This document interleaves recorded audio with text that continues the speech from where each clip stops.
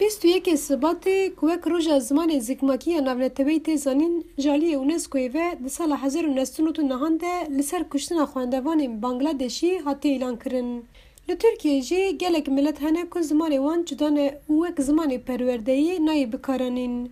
Bi îlankirina rewşa awarte hemû saziyên perwerdeyî yên Kurdî hatin girtin. Enstitûya Kurdî ya Stenbolê jî li Tirkiyeyê yekem saziya perwerdeyî bû ku bi biryarname di hukmê yasayê de hate morkirin. Serokê Enstitûya Kurdî ya Stenbolê Samî Tan ji dengê Amerîkayê re axivî. Yani serpêşin tabii roja zimanê dahikiya cîhanê li hemî hezkiriyên zimanê Kurdî serpêşin û hemî kesên ku li zimanê dahikiya xwe hez dikin ez pîroz dikim. Îsal dema mirov bala xwe bide rewşekê ne baş heye, rewşek kambax heye. Piraniye heman bêje hemû saziyên ku bi zimanê Kurdî re qeder dibûn hatin girtin. Her wiha gelek akademisyen û mamoste ji ber ku piştgirî dabûn zimanê Kurdî ji karên xwe hatin avêtin.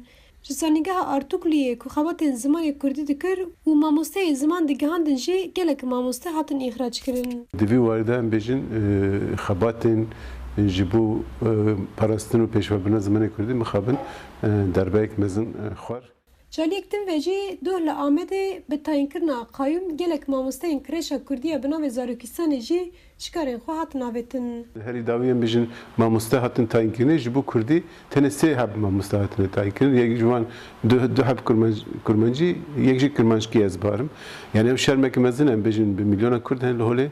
Divê em yani wan ji vekirina van dersan jî bikin hinceta em bêjin berxwedanek sivîl demokratîk yani li her cihê ku derfet heye malbat divê serî lê bidin û van dersa bidin vekirinê yani. Her sal proja zimanê zikmakiya navnetewî ji hêla saziyên zimanê Kurdî ve dahatin pîrozkirin, îsal ji ber girtina saziyên perwerdeyiya Kurdî nehat pîrozkirin û bi hezaran xwendekar bê perwerdeman.